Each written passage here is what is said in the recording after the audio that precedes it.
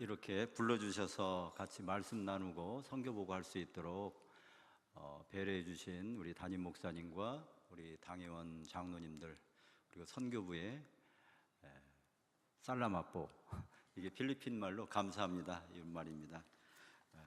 감사드리고요. 이 시간 제가 선교 보고만 이렇게 하는 것은 또 예배 시간인데 온당치 않은 것 같고, 그래서 선교 보고 겸 말씀을 우리 같이 조금 나눌 수 있도록 그렇게 하겠습니다. 저는 말씀하신 대로 한국에서 쭉 한 4, 5년 정도 목회를 하다가 필리핀에 2년 전에 나갔습니다. 뜻밖기로 나갔는데 너무나도 막연하게 나가가지고 어떻게 할 줄 몰랐습니다. 정말 갈등도 많았고, 한국에서 다시 목회하라면 또 잘할 수도 있을 것 같은데 필리핀 나가서 먹고 사는 것 자체가 너무나 힘이 들었습니다. 특히 문화적인 그 차이, 또 우리 한국 사람과 필리핀 사람들은 성향이 굉장히 다릅니다. 한국 사람 대하듯이 필리핀 사람을 대하면 뺨 맞거나 칼 맞을 수도 있는 그런 일들이 생깁니다. 필리핀 사람들은 소위 그 슈아이 문화라고 그래가지고 굉장히 부끄러움을 많이 타는 그런 민족입니다. 그래서 어떤 먹을 걸 준다든지 선물을 주면 처음 한 번, 두 번 정도는 무조건 싫다고 그럽니다. 안 받는다고. 그리고 안 주면 안 주고요, 세 번째까지 더 주면 그때서야 받아요.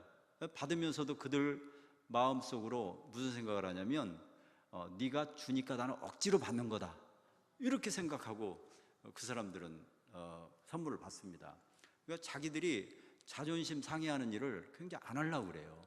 그래서 혹시라도 아이들 머리를 이렇게 만진다든지 그러면 감히 머리를 만졌다고 그 부모가 와서 때릴 수도 있고, 이런 일들이 있습니다. 그래서 이 필리핀 사람들은 도무지 이해가 안 가요. 그리고 남의 집에서 일하는 그 아줌마들 보고 우리가 아떼라고 그러는데, 그분들이 집에 와서 일하면서도 물건들이 있으면 가지고 가요. 그럼 가지고 간다고 뭐라고 하면 서로 나눠 쓰는 건데 뭐 어떠냐고. 그 사람들은 도둑질을 죄라고 생각하지 않습니다.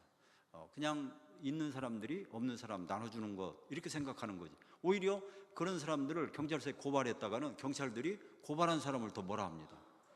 이렇게까지 좀 이상한 나라예요.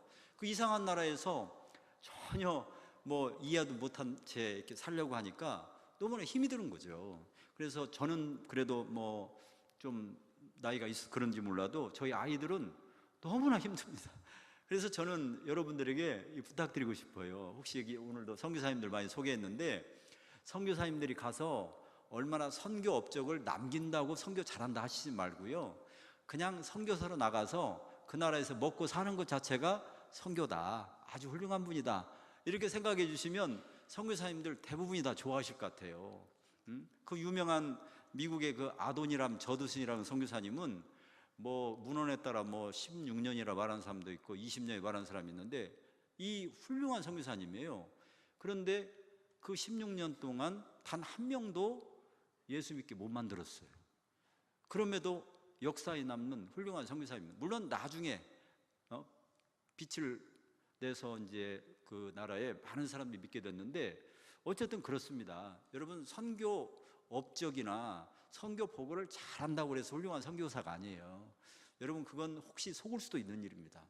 그런 것 가지고 선교 잘한다라고 생각하시지 말고, 정말 얼마나 하나님을 사랑하는 마음을 가지고 나가서 거기서 그냥 그들과 같이 사는 것, 그런 마음을 끝까지 지속적으로 갖고 계신 그분이 훌륭한 선교사님이에요.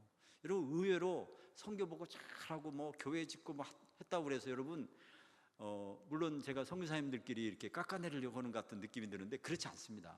그런 업적 가지고 판단하지 말라는 겁니다. 거기 가서 주님의 마음을 가지고 그들을 사랑하고 같이 살아주는 것 자체가 선교라고 하는 생각입니다. 그래서 저도 처음에 가서는 이제 그런 여러 가지 문화적인 갭 때문에 굉장히 힘들고 어려웠지만은 오늘 여러분과 같이 읽은 말씀을 통해서 저는 굉장히 큰 위로를 받았습니다. 필리핀에 가면 좋으나 싫으나 영어를 해야 되거든요. 필리핀 나라에 각 그 나라마다 나랏말이 있지 않습니까? 근데 필리핀 한 8개 정도의 큰 언어들이 있어요. 뭐 그 외에도 많은 언어들이 있지만 큰 언어들이 있는데 자기들 언어끼리 서로 잘 대화가 안 돼요. 마치 우리나라 사람들도 이 서울 사람들이 제주도 말 잘 못 알아듣듯이 필리핀은 한 7,800개 정도의 섬이 있는데 뭐 워낙 섬들이 많아서 그런지 뭐 말들이 서로 안 통하는데 오직 통하는 말은 영어입니다. 영어는 잘 통해요. 그래서 필리핀은 뭐 나이 드신 할머니, 할아버지들도 영어를 굉장히 잘해요. 과거에 이 마르코스 정권 때 그 나라의 그 학교 이 교육 이념이 영어로만 가르쳐라. 그래서 모든 게 영어로만 돼 있어요.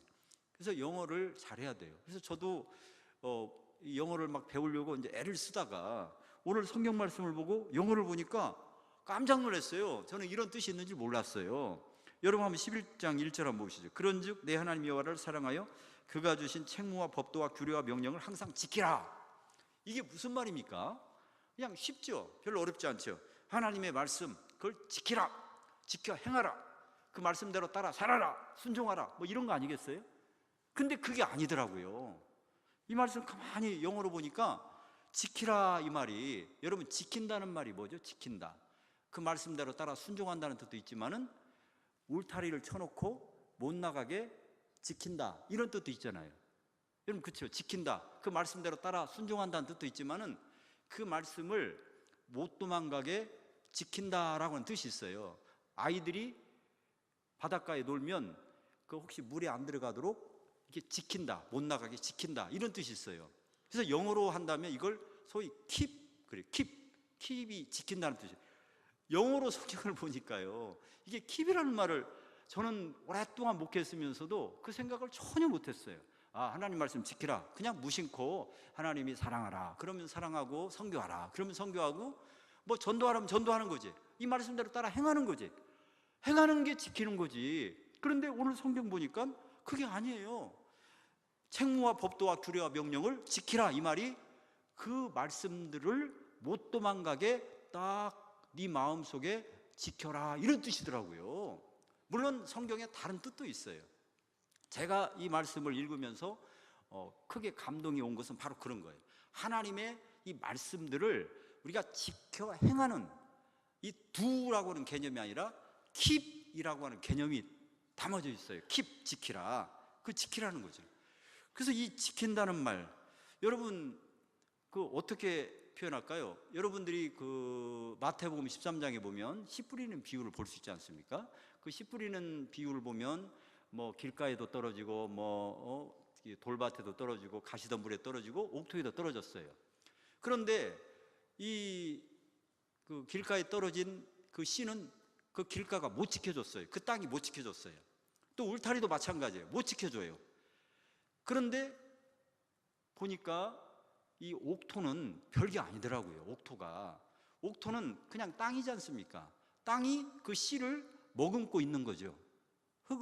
흙으로 씨를 덮고만 있으면 돼요. 그러면 어떻게 됩니까? 씨 자기가 알아서 자라요. 자기가.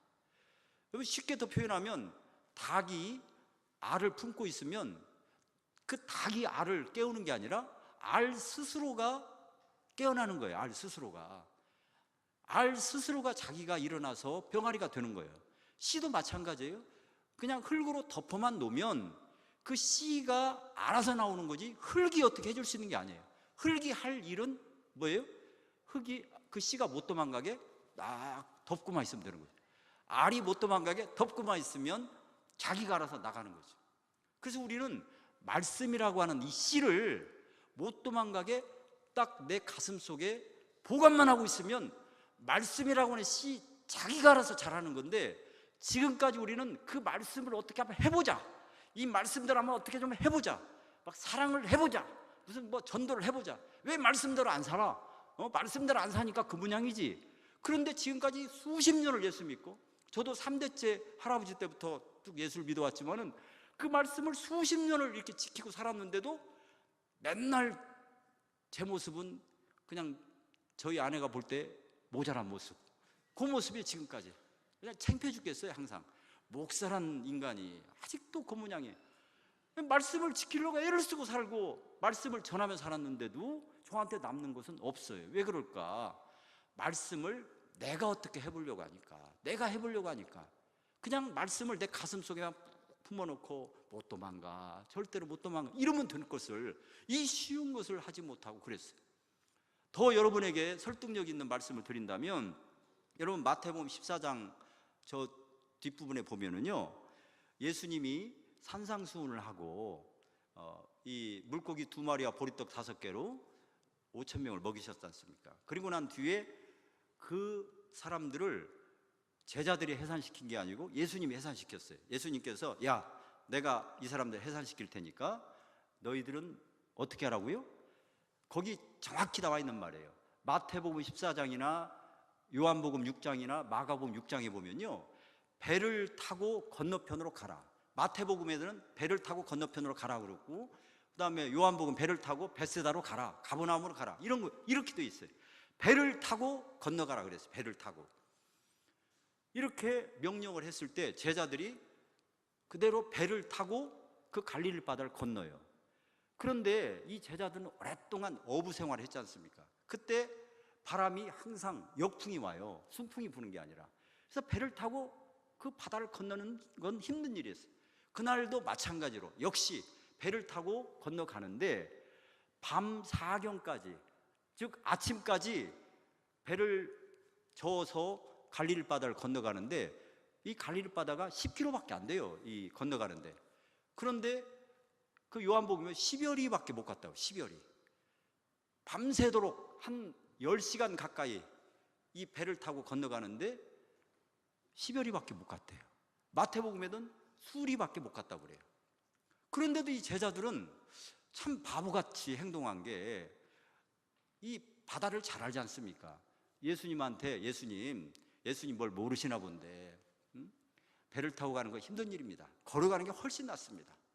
이렇게 예수님께 말씀드려도 될 것 같은데, 이 제자들은 바보같이 그 나가지도 않는 배를 저으면서 밤새도록 노를 저었어요. 참 바보 같은 짓이었어요. 그런데 저는 이 말씀을 통해서 감동이 오는 게, 야, 제자들의 위대함이 바로 여기 있구나.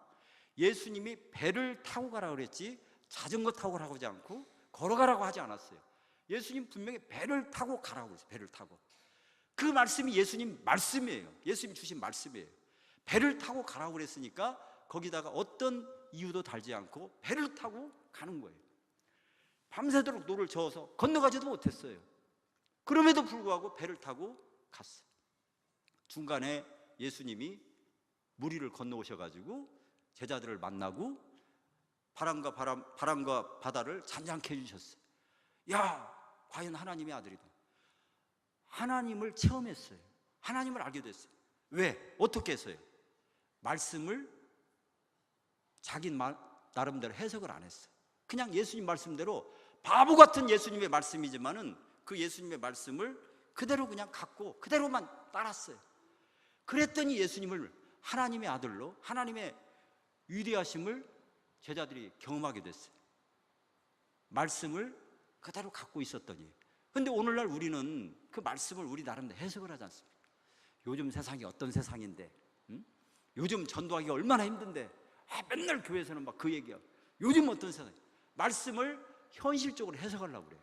근데 제자들은 해석을 더 잘할 수 있었어요. 설득력 있는 해석을 할 수 있었어요.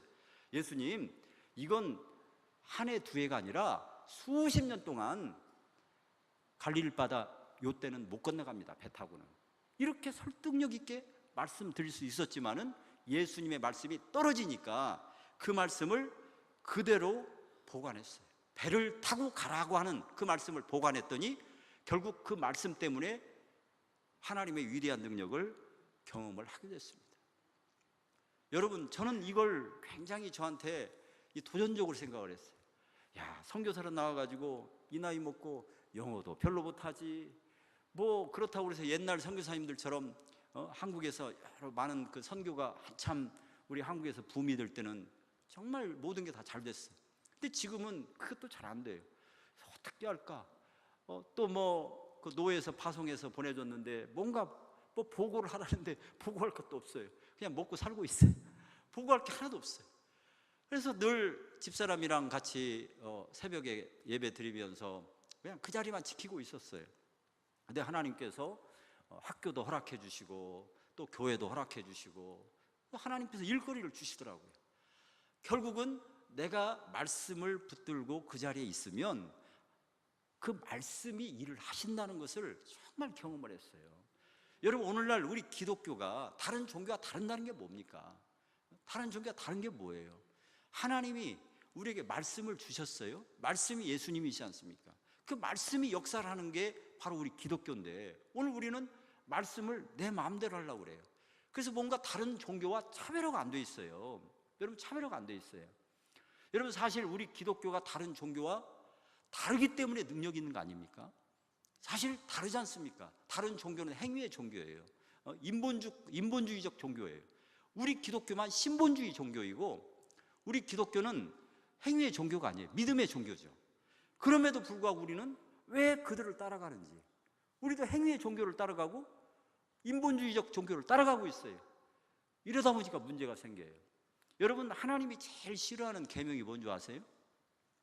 하나님이 제일 싫어하는 계명, 우상 숭배하지 말라. 왜 이 계명을 하나님이 제일 싫어할까요? 질투하는 하나님이시니까요? 안 그래요. 우상 숭배하지 말라는 것은요, 여러분, 이 우상은 눈에 보이는 거예요. 여러분, 어떤 종교든 요즘 가톨릭도 만들어 놓고 거기다가 기도하고 절하고, 또 불교도 만들어 놓고 기도하고 절하고, 힌두교도 만들어 놓고 기도하고 절하고, 우리 기독교만 이렇게 십자가도 없어요. 떼어버리잖아요. 왜 그래요? 하나님은 안 보이시는 하나님이다. 우리는 안 보이는 하나님을 믿는 거다. 그렇지 않습니까? 근데 이게 얼마나 어려운 겁니까? 안 보이는 하나님을 믿는 게. 아까 우리 한나 찬양대 찬양하는데 지휘자가 없어요. 아, 여기는 예수님이 지휘자구나. 예수님만 보고 예수님이 콘닥할 때 그렇게 하는구나. 이걸 느꼈어요. 여러분, 안 보이는 하나님을 믿는 것이 결코 쉽지 않아요. 그래서 오죽하면 모세가 십계명 받으러 올라갔을 때 모세도 안 보이고 어차피 하나님은 안 보이니까 금 걷어가지고 금송아지 만들어 놓고 이게 하나님이다, 하나님을 만들잖아요. 근데 하나님이 그렇게도 싫어했어요. 아니, 뭐 다른 거 섬기는 것도 아니고, 아니, 하나님이라고 하고 믿는 건데. 근데 하나님은요, 하나님의 형상대로 창조된 하나님의 백성들이 안 보이는 하나님을 믿는 고차원적 신앙을 갖기를 원하는데, 우리 인간들이 하나님을 만들려고 그래요. 만들어서 눈에 뭐 보이게 하려고 그래요. 야, 나는 그런 저질 신자를 싫다는 거예요, 하나님은. 그래서 우상 숭배하는 사람들 싫어해요, 하나님. 그래서 싫어하는 거예요. 그까짓 거 우상이 뭡니까? 아무것도 아니죠. 근데 돌로 뭘 만들어 놓고 이게 하나님이라고. 나는 그런 하나님이 아니야. 십자가 속에 있는 하나님도 아니에요. 하나님은 안 보이는 하나님이에요. 그래서 하나님은 그렇게도 그 보고 믿으려고 하는 싫어요. 그래서 우리는 그렇게 다른 종교예요, 다른 종교. 근데 다른 종교가 오늘날 다른 종교가 아니에요. 비슷해졌어요. 불교나 비슷해지고 천주교나 비슷해지고 다 비슷해졌어요. 그러다 보니까 우리 속에 능력이 없어요. 저는 그래서 difference is power, 이 다름이 능력이라는 거죠. 우리는 믿는 사람 다른 게 능력이에요. 뭐가 다른가? 우리는 하나님의 말씀, 그 말씀이 일하도록 우리는 품고만 있는, 아무것도 할 게 없어요. 믿음이라는 게 그런 거 아니겠어요? 그런데 오늘날 이렇게 우리를 다르지 못하게 이 사탄 마귀는 우리에게 이 죄와 사망의 법을 던져놨어요. 죄와 사망의 법. 여러분, 이 성경에 보면 특별히 바울 사도가 이 법이라는 말을 많이 써요. 마음의 법, 사랑의 법, 죄의 법, 생명의 법, 성령의 법, 뭐 믿음의 법도 있어요. 믿음의 법도. 무슨 이런 법을 많이 썼나? 그냥 마음이면 마음이고 믿음이면 믿음이고 사랑이면 사랑인데, 이 법이라는 말을 많이 써요. 이 법은 법칙이라는 거죠. 법칙. 만유인의 법칙, 뭐 중력의 법칙, 뭐 질량 보존의 법칙, 뭐 무슨 법칙 있죠? 뭐 무질서의 법칙, 이런 법칙들이 있지 않습니까? 물건이라는 것은 항상 위에서 뚝 놓으면 떨어지는 게 무슨 법칙이에요? 중력의 법칙. 또 물건끼리 서로 끌어당기는 만유인력의 법칙. 이런 법칙들이 우리에게 있어요. 이 사탄 마귀는요, 우리에게 사탄의 법칙을 던져놨어요. 사탄의 법칙은 뭐냐면 죄와 사망의 법칙을 줬다고 그러죠. 여러분, 로마서 8장에 보면 그런 내용들이 잘 나와 있어요. 7장, 8장에 보면 법칙을 줬어요. 그래서 한번 우리가 죄를 지어서 죄인이 아니라 죄를 한번 지으면 짓게끔 되어 있어요. 왜요? 법칙 때문에. 법칙 때문에 그래요. 그러면 법칙은 뭘로 이겨야 돼요? 법칙으로 이겨야 돼요. 그래서 성경에 보니까 하나님의 법칙이 있어요. 하나님의 법칙. 그 하나님의 법칙이 바로 생명과 성령의 법칙이에요. 그걸로 이겨야 되는 거죠. 그 법칙으로 이겨야 돼요. 그래서 우리는 한두 번 싸운다고 이길 수 있는 게 아니에요. 법칙을 우리 속에 담아놔야 되는데, 저는 그 법칙이 없어서 어떻게 하다가 우리가 그 유혹을 물리치고 죄를 안 지었어요. 그런데 사탄이 한번 마음 먹고 넘어뜨리려고 마음 먹으면요, 안 넘어갈 사람이 어디 있습니까? 다 넘어가지 않습니까? 그래서 우리가 이기려면 어떻게 해야 되나? 그 법칙을 하나 만들어야 되겠는데, 그 하나님의 법칙을 우리 속에 만들어야 되겠어요. 그 생명과 성령의 법칙을 만들어야 되겠는데, 그 만드는 방법이 저는 다른 게 없다고 봤어요. 말씀을 그냥 우리 속에 보관하고 있습니다. 이 말씀이라는 것이 얼마나 위대한 것인가. 하나님이 우리에게 생명을 주시고 우리에게 영원한 구원을 주시는데 뭘로 주셨어요? 아무것도 없어요. 그냥 말씀만 주셨어요. 그 말씀이 우리를 변화시키는데, 어떻게 우리가 할 수 있는 방법은 그냥 가슴 속에 품어만 놓으면 되죠. 내가 품고만 있으면 돼요. 전도하라 그랬으면요, 전도 못했다고 힘들어 생각하지 말고요, 그냥 여러분 가슴 속에 품고만 있으세요. 품고만. 그러면 됩니다. 이게 법칙이에요. 말씀을 품고 있는 법칙. 여러분들이 하려고 하니까 그게 변질이 되어버렸어요. 이 땅이 씨를 키우려고 막 땅이 움직여요. 땅이 막 씨를 어떻게 해보려고. 그러다 보니까 그 씨가 도망가요. 지금까지 우리는 하나님의 말씀을 잘 보관하고 그 말씀이 감사해서 그 말씀을 묵상하고 다윗처럼 그 말씀을 주야로 묵상하고 말씀에 감사하는 이런 마음을 가지면, 때가 되면요, 말씀이 알아서 자라요. 말씀이 알아서 우리를 변화시키고 말씀이 알아서 모든 걸 해나가는데, 지금까지 우리는 그 말씀을 뭔가 내가 할 수 있다라고 생각했던 것 같아요. 그래서 저는 이 말씀 보관의 법칙을 우리 가슴 속에 품고만 있으면 안 될 게 없다. 그래서 저도 무슨 일을 제가 하려고 그랬어요. 교회에서 목회하면서도 제가 뭔가를 하려고 그랬고, 뭔가 교인들에게 막 보여주려고 그랬어요. 이걸 통해서 뭔가 교회가, 이러다 보니까 하나님이 제일 싫어하는 인본주의, 사람이 하려고 하는 거, 우리 기독교 최대적이 인본주의지 않습니까? 제일 큰 적이 내가 하려고 하는 거, 이것처럼 무서운 적이 없어요. 사탄이 우리 속에 심어놓은 게 바로 그 인본주의입니다. 인본주의. 여러분, 다윗도 그랬지 않습니까? 다윗도 그렇게 하나님의 위대한 종인데도 자기가 뭔가 하려고 그럴 때 다윗도 백성들까지 죽이는 어려운 일을 당했고요. 바울도 그랬잖아요. 바울도 전도할 때 그 아데네에 가서 말이죠, 자기가 지금까지 배운 지식으로 그 말씀을 전하려고 그러니까 실패했지 않습니까? 딱 거기서 실패했지 않습니까? 말씀이 일하게 했어야 되는데 자기가 그 말씀을 하려고 했어요. 여러분, 이게 저희의 잘못이라고 생각해요. 그래서 여러분, 선교한다는 것도요, 마찬가지라고 생각합니다. 우리가 선교를 뭔가를 해서 결과를 얻으려고 하는 게 아니라, 주님이 왜 그 말씀을 주셨을까? 선교는 예수님의 지상명령이고 최대 명령이에요. 그러면 이 말씀을 우리가 어떻게 할 수가 없어요. 그 말씀을 품어요. 아, 우리 주님께서 가장 원하는 거구나. 우리 하나님께서 가장 원하는 거구나. 여러분, 오늘 성경 읽은 11장 1절부터 여러분 7절까지 보면요, 바로 그 내용이에요.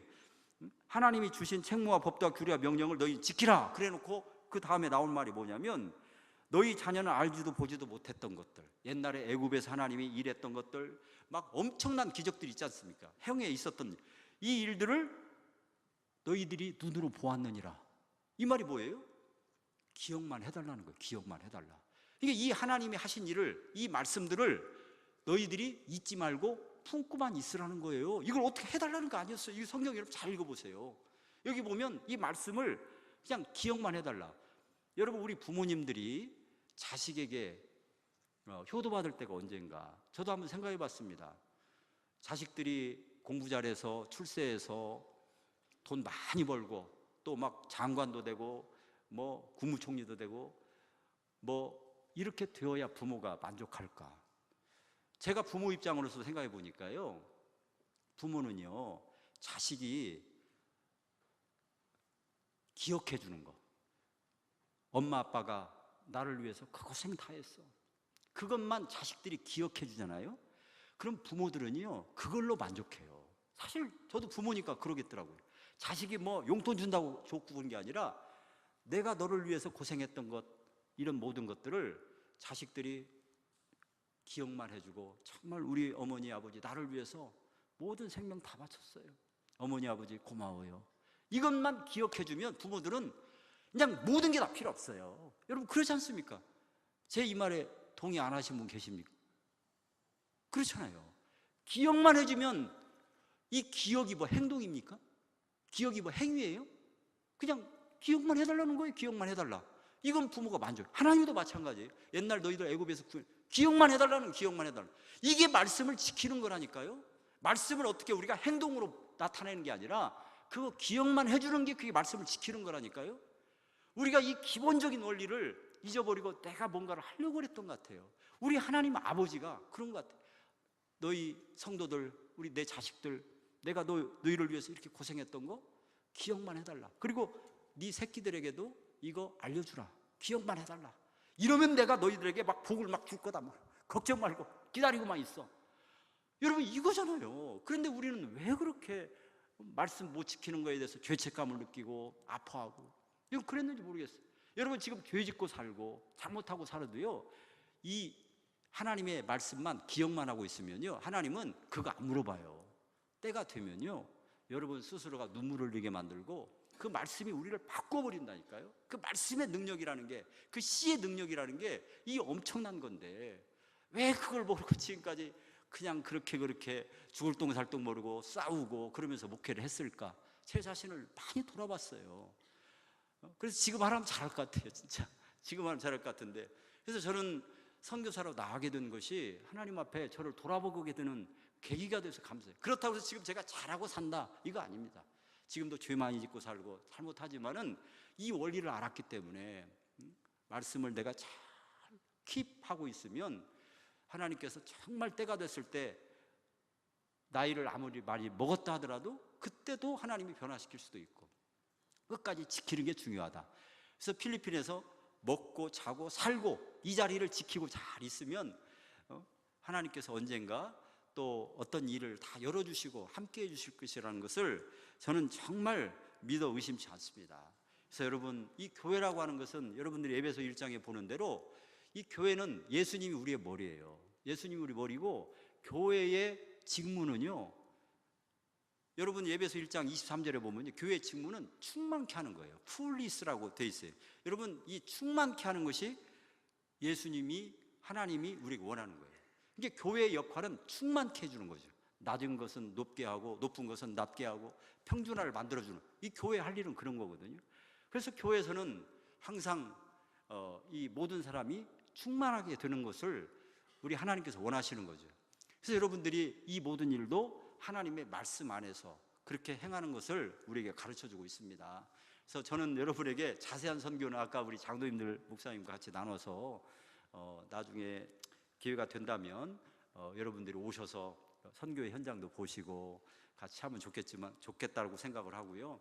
저는 오늘 이 말씀을 가지고 정말 여러분들이 앞으로도 선교할 때 어떤 부담을 느끼지 마시고 그걸 마음속에 품으면 돼요. 이 선교는 하나님이, 우리 예수님이 제일 원하는 거다. 이것만 여러분들이 마음속에 품으면 언젠가 전도할 때도 사람을 붙여주시고, 여러분 선교할 때도 선교도 붙여주시고, 하나님이 하시는 거예요. 여러분들이 하는 게 아닙니다. 내가 재단하고 내가 판단하는 게 아니고 이런 것이라는 것을 오늘 저는 여러분에게 정말 강력히 전합니다. 이 말씀을 여러분의 가슴속에 품고 우리 하나님 기뻐하시는 믿음의 삶을 사시는 모든 성도님들 되기를 주의 이름으로 축원드리겠습니다. 기도하겠습니다. 하나님 아버지, 은혜와 사랑을 감사합니다.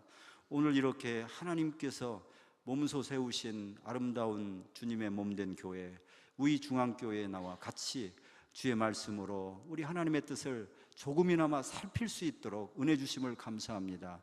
아버지, 하나님께서 세우신 이 아름다운 교회가 정말 이 시대에 우리 하나님의 영광을 위해서 존재하기를 원합니다. 이 지역의 모든 죽어가는 영혼들을 살리는 데 중요한 역할을 감당하는 노아의 방주가 되어지기를 원합니다. 우리 담임 목사님을 중심으로 장로님들과 모든 성도님들이 한 마음이 되어서 우리 예수님이 우리에게 주신 그 말씀, 땅끝까지 주의 복음을 증거하라고 하는 이 선교의 대명령을 품고 주님의 뜻을 따라 나아가는 아름다운 주의 교회 되게 하여 주옵소서. 예수님의 이름으로 기도합니다. 아멘.